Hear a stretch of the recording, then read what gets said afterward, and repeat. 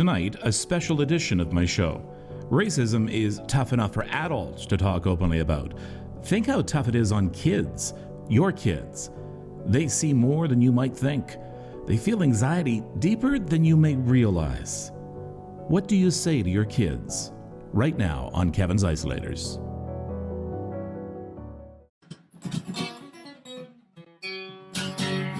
COVID-19, why you do this to me? I really don't like being stuck in quarantine. I have no toilet paper, I don't even have a snack. Hey, coronavirus, I want my life back. Good evening, Isolators, and welcome. It's going to be a bit of a departure from what we usually talk about.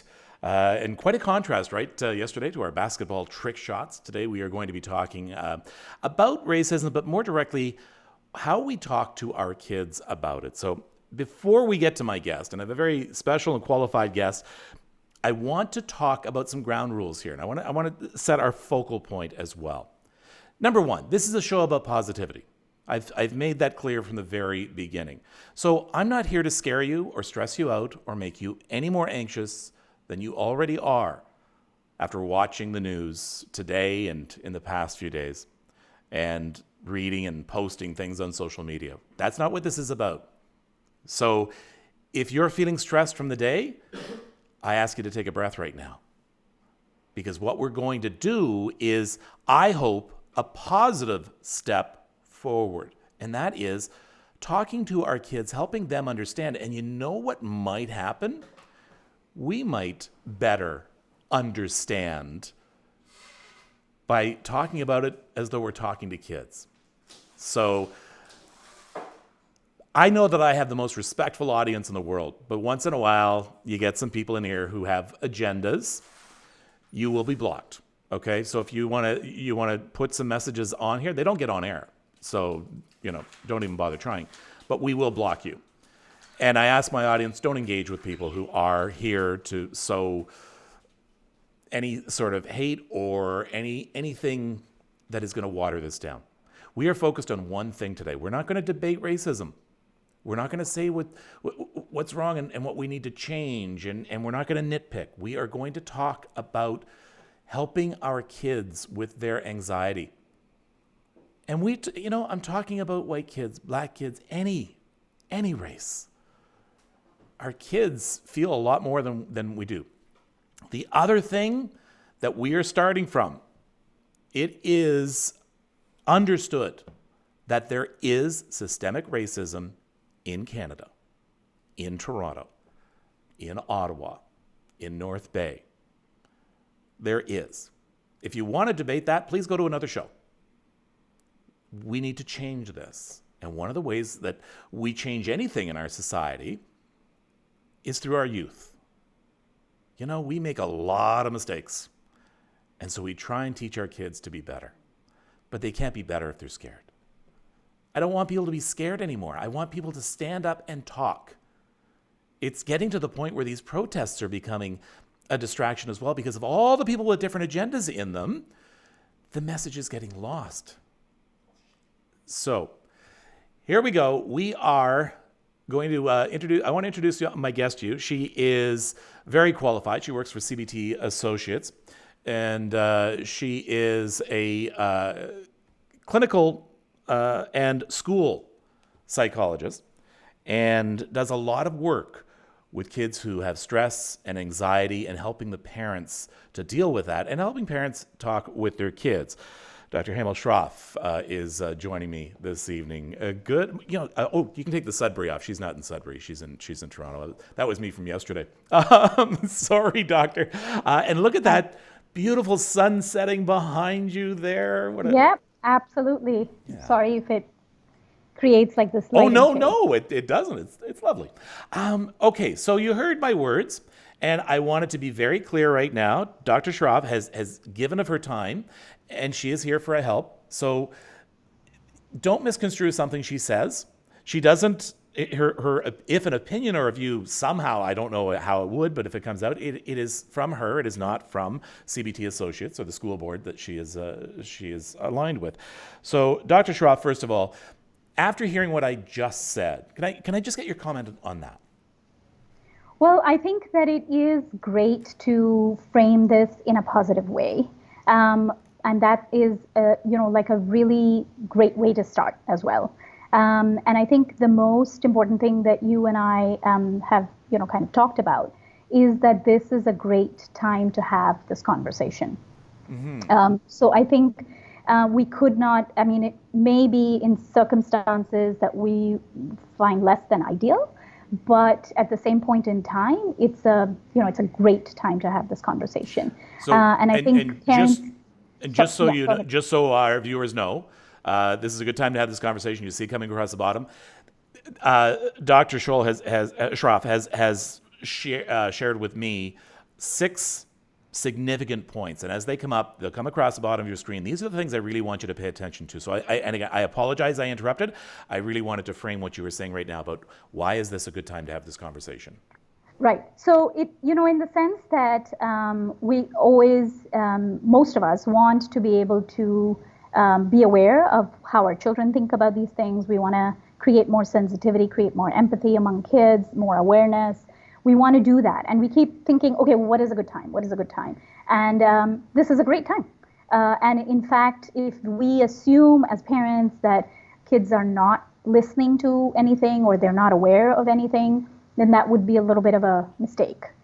Because somewhere they're getting this message, and it's much better for them to have this conversation with you as a parent than whatever else they could be hearing from anyone else, really, honestly. And we were remarking earlier how how it sounds so familiar about you want to have a conversation with your child about a very sensitive subject. You don't want to hear it from Johnny down the street, and with the facts of life was something that we always wanted to try and get to our kids before some other kid did. And this is very true. We want them to shape healthy opinions, not unhealthy opinions. No, and we don't want it to be misinformed either. Like, we don't want them to assume that what they see on the news is all there is to it.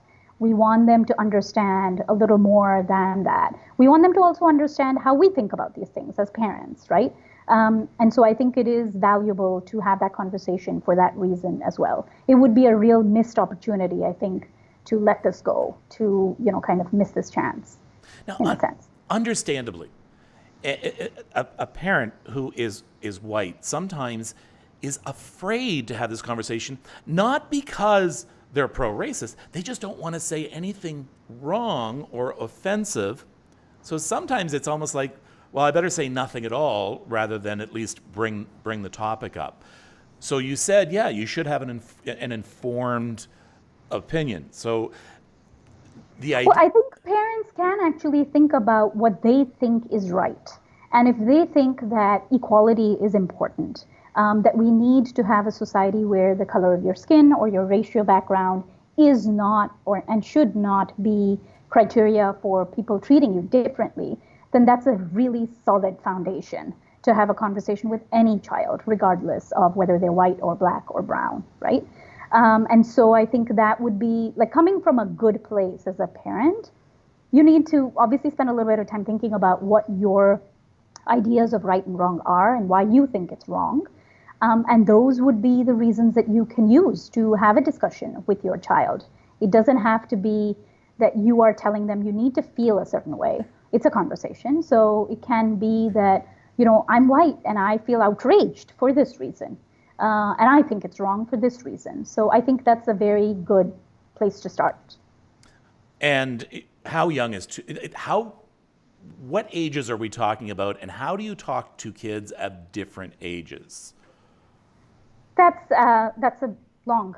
It's a tough question. I know. I know. With a long answer. So I don't think that, kids as young as a year and even younger are aware of differences. They can tell when someone looks different from them. But you can't have a conversation with a 1-year-old. But you can start to have conversations about diversity when kids are 3, when they are 2 years old. And then it can build up on that. It can be a conversation that you continue to have. So it is really, really important to take into consideration the age of the child, but it is, incredibly important to start when they are young, to not just spring it on them when they're like 17 or something like that. It is great to be able to start that conversation when they are, kind of fairly young. And as a parent, you know your child. You know, Absolutely. there may be a 7-year-old that's not ready for a longer conversation, but you're a 7-year-old, maybe. You have to go with your gut about your child. Right. And so I would say that with children, what I also strongly recommend is that when you're having a conversation, to try and have a concrete conversation. So if we try and tell children, oh, I'm going to tell you about systemic racism, like, I don't know if I can understand that really well enough to be able to explain it to a kid. And so I think we want to be as concrete as we can to make it, appropriate for their age, appropriate for their understanding. You're right. As parents, we know our kids the best. And so we can definitely have a conversation that we think is targeted at their age group, their background, all of that. It can be, it doesn't have to be a conversation about, kind of police. It can even be a conversation where you can ask the child, what happens in school? Who are the kids who don't feel like they don't belong? Who are the kids who get picked on in class all the time or get into trouble all the time in school? It can be things that are that concrete for them. It can be something that is a part of their world rather than something that we see and that we understand in the abstract. There's a question here from Tammy. Is there a place parents can call for advice on how to talk with their children? Now, I'm going to do a little promo for CNN here because there's an absolutely great place coming up in 2 days for you to get all the information. Now, if you remember a couple of weeks ago, Sesame Street did a town hall for kids on COVID, and they're going to do one this weekend for kids with standing up to racism. So here's a look back at what it looked like when they were talking about COVID, because kids have questions. Yeah. Is the coronavirus why we have to stay at home? Yep, that's right, Big Bird. COVID-19 has become a pandemic, and that means it's spread to large numbers of people all over the world. But there are scientists and doctors and nurses around the world who are working really hard to help people and protect us as well. And there are also things that all of us, adults, children, monsters, and big birds, things we can all do to protect ourselves, to protect others, and to help each other. And that's why we're having this town hall, to answer questions and also, Big Bird, to reassure everyone. I mean, pandemic.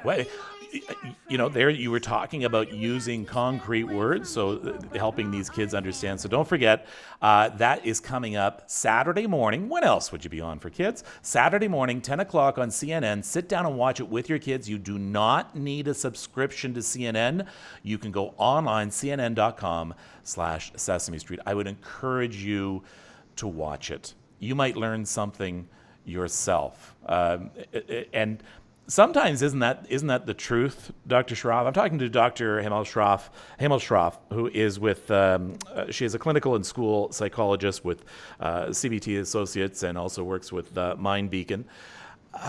Isn't that always the truth, though? Sometimes simpler explanations, and you talked about concrete explanations, simpler explanations are good even for adults.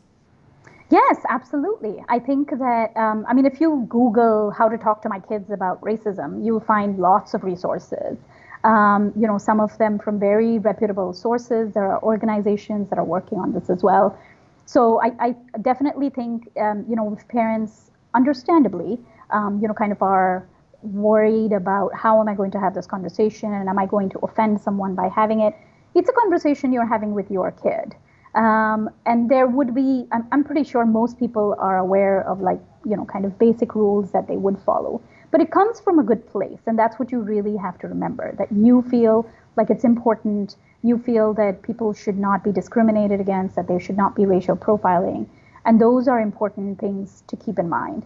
The other thing I think is that parents tend to assume this is going to have to be like a 1-hour lecture that they're going to have to give on racism. But in reality, if you actually attempt to have a discussion with, an 8-year-old or a 10-year-old, you're going to get like 5 minutes of attention. and you're going to have to say whatever you want to say. You're going to have to discuss it within that 5 minutes. So it's an ongoing conversation, but it also is something that you're going to have to like literally give in like sound bites. It's going to be something that is going to change over a period of time, but it's also going to be a conversation that will come and go depending on, when you bring it up, what happens around you, things like that. Good Lord, doctor. I mean, that's how you have to have a conversation with me. So I lose my attention span very easily, but Right. it can be, especially if you're going to have a serious conversation with your child, they don't want to be there. Okay, in a lot of times. Absolutely. And For so sure. they'll let you in for a couple of minutes, but then it's like, Dad, like this, and gets. However, it sinks in. So, like you say, just little sound bites here and there, here and there. Right. Yeah. And then it stops becoming so unusual too, because sometimes sitting down with your kids and having this serious talk, it's like, this is very uncomfortable. It becomes more comfortable if you can do it in little bits. Right, exactly, absolutely. And it is something that you can, kind of, someone I think posted the comment that it doesn't have to be that you have all the right answers. Mm-hmm. It can be something that is more of a conversation and not so much of a lecture. Like it can be, so, kind of, this happened and that happened. What do you think about that? So it doesn't have to be kind of this, I'm going to teach you about all of this. The parents don't have to have the right answers on this. We don't, as a society, have the right answers on it. If we did, we would have solved this problem. At this point in time, And I think that right now, we just need to recognize it.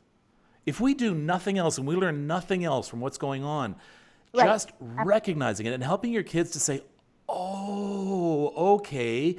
So laughing at a joke that a kid told about somebody of a different race, that's me allowing this to happen. Absolutely, definitely. They may not even recognize it. Even adults don't recognize it. A lot of adults think that in their own group of friends, Right. that a racist joke is just fine. It's not.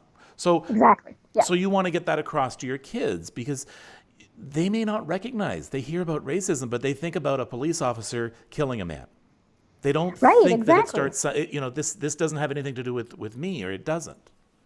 Right, and that is, that going back to what you said about, kind of parents of white children or white parents themselves, kind of they hesitate because they're just like, well, what do we tell them, they need to do? And this is one of the things that they can, if they choose to, tell their children to do, which is to stand up. When you see something wrong happening and it's, kind of race related, it is to stand up and say something because in many ways, there have been arguments made about how people who don't say anything are, kind of not necessarily racist themselves, but they aren't kind of discouraging racism in a way that they could. And so that's something that people can have as a conversation as well. They're actually facilitating the racism. Right. They may not have said the joke, but allowing it to happen and laughing at it maybe. That's sort of saying to the person who is doing it, oh, that's okay. Right, exactly. Yes, absolutely. Honestly, drunk driving used to be okay. I'm not saying it was. I'm saying that in years and years ago, you would brag about, oh, I had this much to drink. I think I nearly hit 2 or 3 cars on the way home. And oh man, you were wasted. Now, if someone says that, you're an idiot. Don't do that. Absolutely. Yeah. So, absolutely. Definitely. Now, that's a great example. This is also, you were saying before, don't lecture. Don't lecture. This is an open-ended conversation.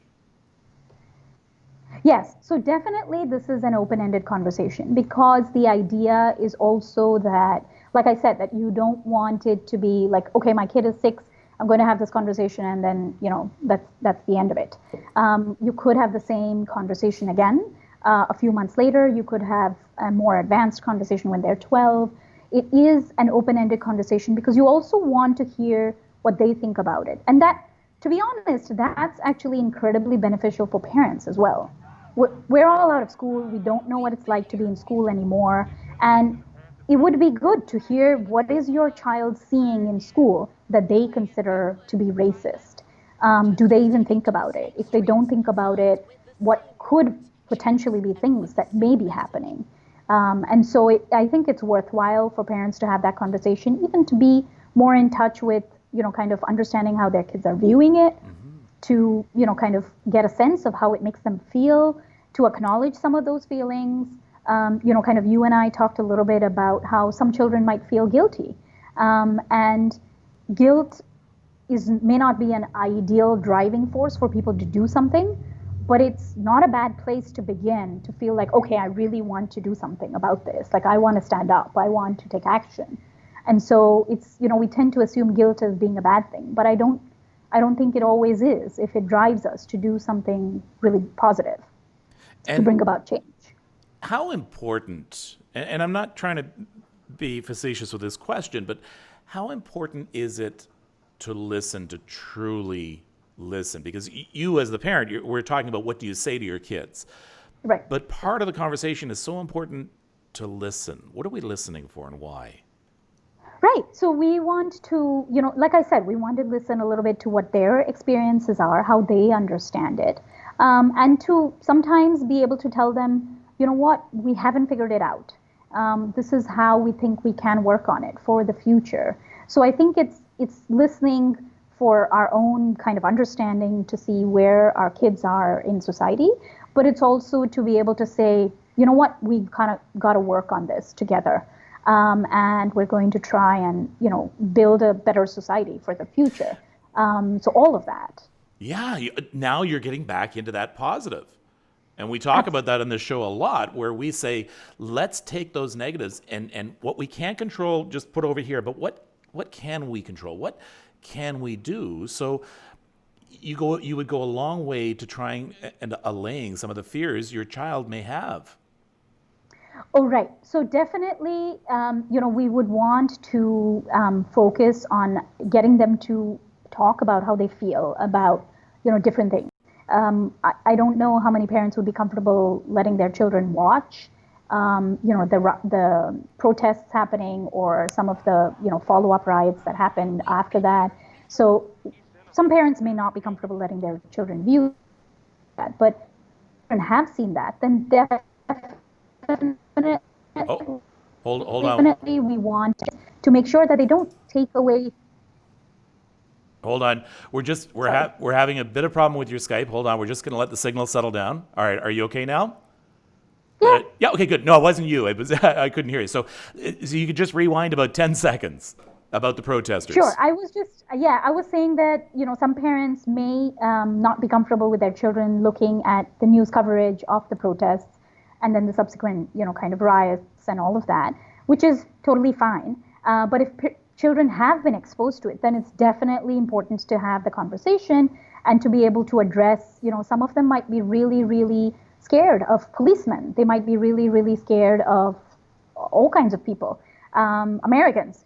And so it would be really important to have that conversation and say, that's some people, that's not everyone like that. So it would be important to also have some positives that come out of the idea of you're seeing people behave a certain way, but not everyone who belongs to that group is going to necessarily, behave that way.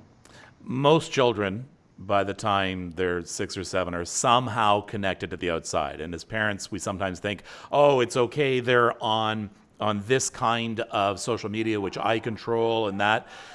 But, for instance, let's talk about PlayStation or video games in general.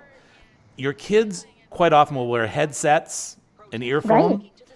Right. I once asked, not Parker, but my other son, I said, I want to hear what's going on there. I want to hear what everybody's saying.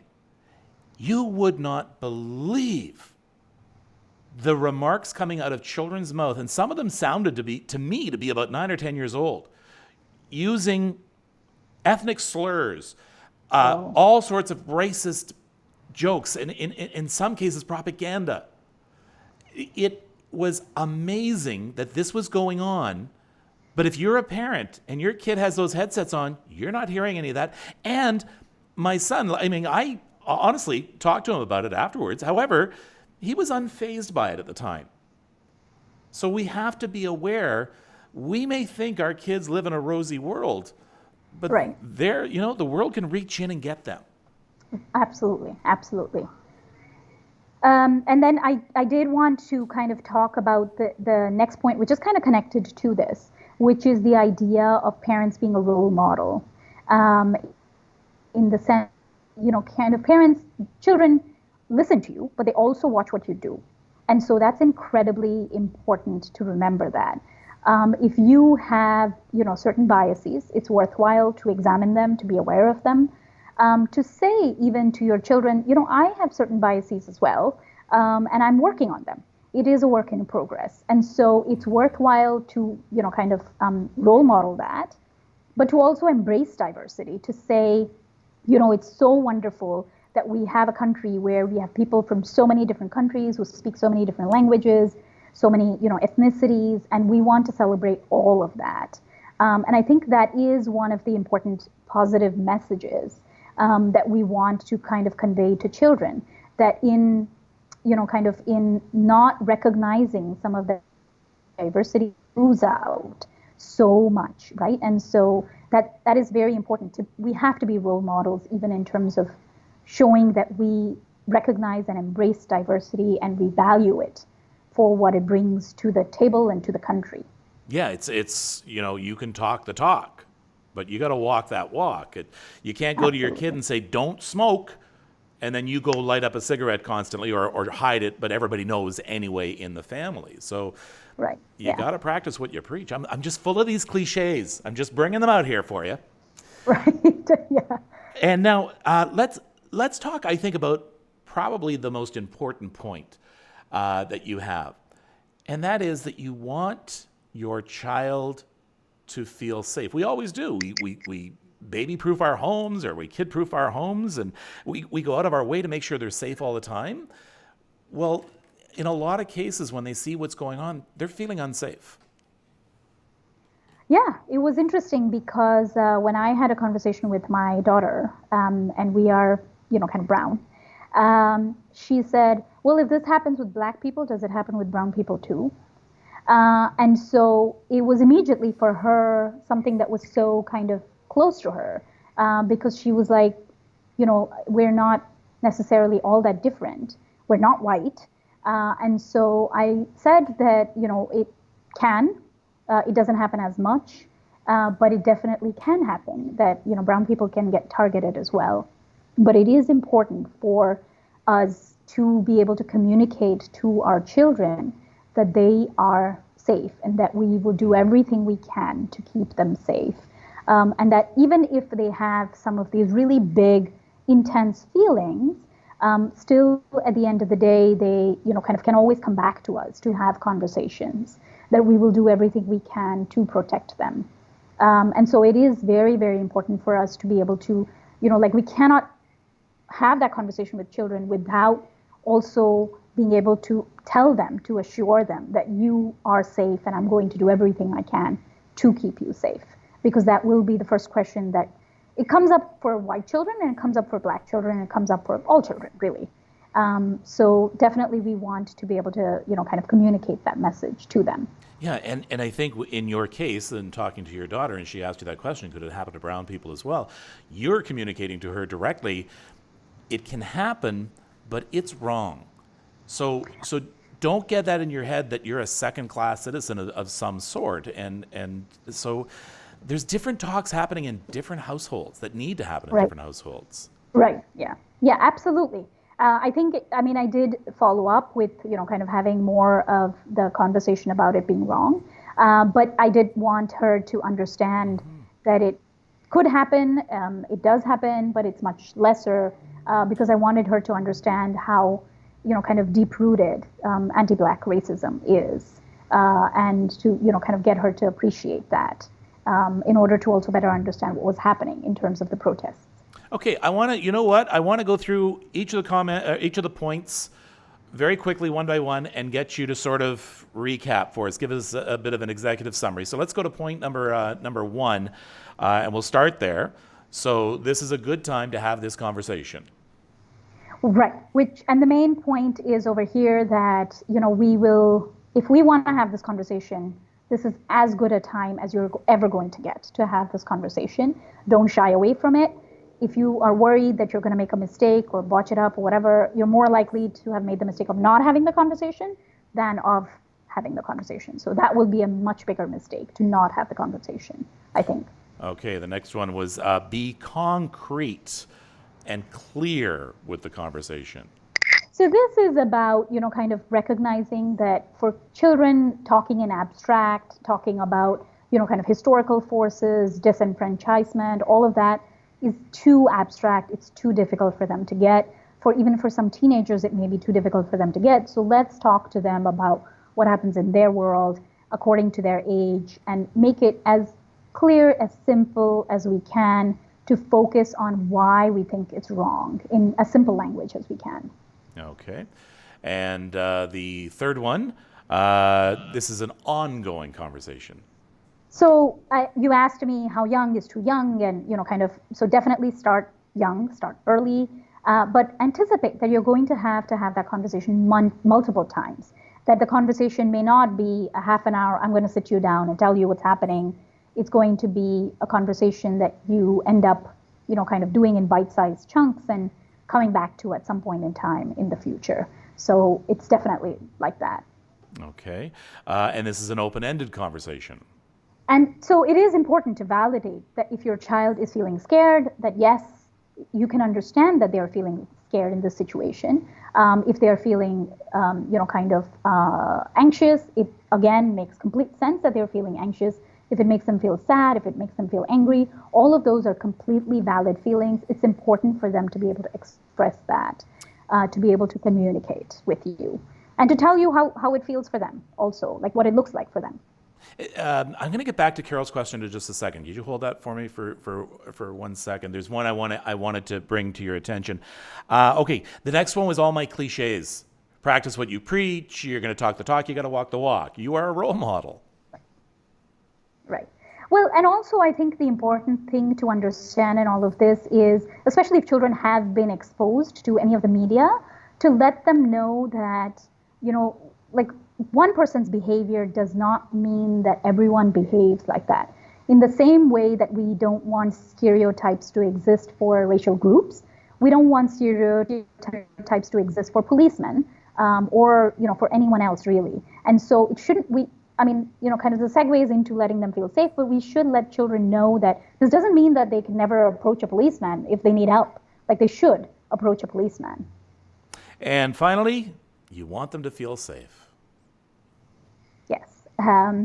Because for a lot of children, this is, kind of outside of what they may have ever thought about, encountered, and it is a very tough conversation. At the end of the conversation, you want them to feel like no matter what, you've got their back, that they can come to you if they feel scared, if they feel anxious, for however they feel, and that they are safe with you, and you'll do everything to keep them safe. Okay. We've been talking a lot about white parents and white kids. The one thing we have to realize is that, in a lot of families with black families, and even I'm stuttering as I say that. You're always afraid of saying it the wrong way or saying the wrong thing. But in black families, I think it's pretty evident that there is racism. Usually, I think a child will know that, pretty soon. But still,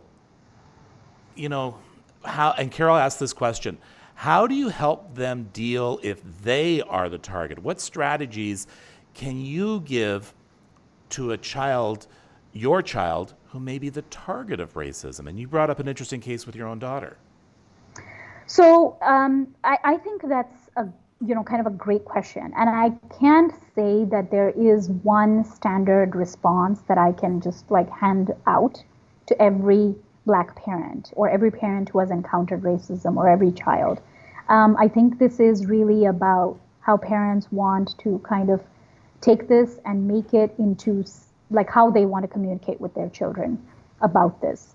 I do know that letting children know that it's not right, that it is definitely wrong, would be the baseline for sure. And everything beyond that would depend on, kind of the family and their circumstances. I can't, in all honesty, tell, Black parents that you should tell your children to stand up to someone, because they could get into trouble. Yeah. I don't want them to be in a situation where their child stood up and they, kind of got into more trouble or something else happened to them. Many examples of that. And so I would just say that definitely empowering them to realize that this is wrong, and that would be the crucial message that children should get, all Black children, that they should definitely report it if there is an environment where the reporting is going to be, kind of encouraged and supported, for sure. But yes, that they definitely should see that it is wrong when they encounter it. All right. Dr. Hemal Shroff, clinical and school psychologist, CBT Associates, thank you so much for this tonight. Really important and timely information, and I think positive information. Oh, I think we've lost your camera. No. Oh, there we go. Okay, wait, hold on 1 second. Okay, I think your Skype is acting up on me. Hold on, we'll just give it 1 second. Okay, I know. I think I'm it's catching sorry up. about that. No, it's not Why. your fault. So I was just in the middle of saying how wonderful you were, and I can't even remember everything nice I said about you. But I do want to thank you for this, and I think it's really important information. The most important thing I think we get from you is you gotta have a conversation.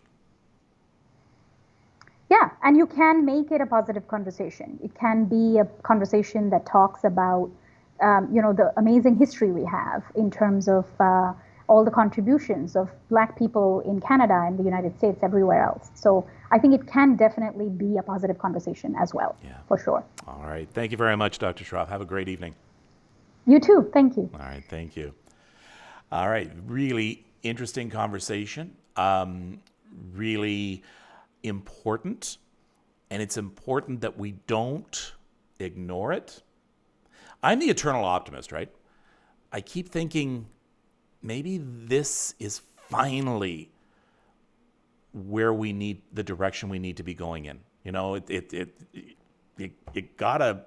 Can I say prick that boil? No, okay, no, I'm not going to do that. It's going to hurt, and it's going to be loud, and you now have the responsibility or the job of trying to sift through all of the noise. The people who were smashing windows and looting, that's not the message. And they weren't all Black doing that. So you need to push that noise aside. We've got to keep our eye on the ball on this one. George Floyd died, and he's not the first one to have died in a way that was just wrong. But I said we need to be positive. And it starts with you, and it starts with your kids, and it starts with your connections in social media. Start blocking people. Don't repost things. Don't get into an argument with someone. A racist is always going to be a racist. You're not going to change their mind. We need these old dinosaurs of ideas to die off. They will always be racists.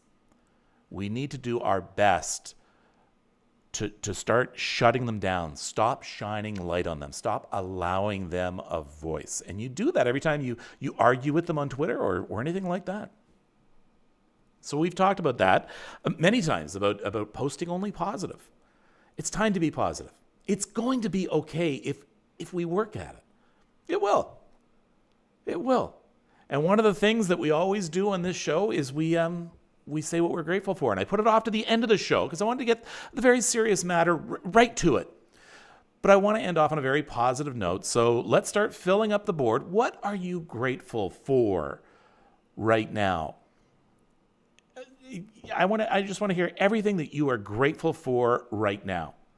So I have to wait another minute or so for the stream to catch up with the messages. Let me see. Hold on. I want to finish off with this topic, so I'm not going to keep bringing that stuff up. So what am I grateful for? You know what? I had a chance to go walking along the Humber River earlier today.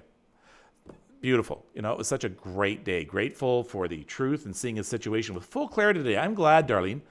Clarity is what we need. Grateful for the lovely weather. Let me see. What else do we have? Tonight's conversation. Thank you, Amanda. And I hope that it does some good. I hope that maybe we reach some people. Like I say, we're not going to change minds, but we're going to at least bring some clarity to the situation. Grateful for cold watermelon. Yeah. Is that what you're sitting having right now? You know what? Cold watermelon in vodka is also good. I'm just passing that along as a little bit of a recipe. It's not really much of a recipe. I'm grateful for my family. I'm grateful. What was that last one about the stranger? I'm grateful to be able to smile at a complete stranger. Yeah. Why not? If they think you're weird, who cares? Just smile at everybody. Just smile at everyone. All right. That is it for today. I want to thank all of you. And by the way, how wonderful. I'm grateful for my audience. Can you put a graphic up there where I'm grateful for my audience? Just please. Just a sec. All right. That's what I'm grateful for. I was watching you guys when the doctor first appeared. If there was one, there were 30 of you who said, "Welcome, doctor. Welcome. Welcome. Thank you for being here." And you were thanking her throughout that. You're pretty awesome. So take care of yourself and take care of each other. See you tomorrow. COVID-19, why you do this to me? I really don't like being stuck in quarantine. I have no toilet paper, I don't even have a step.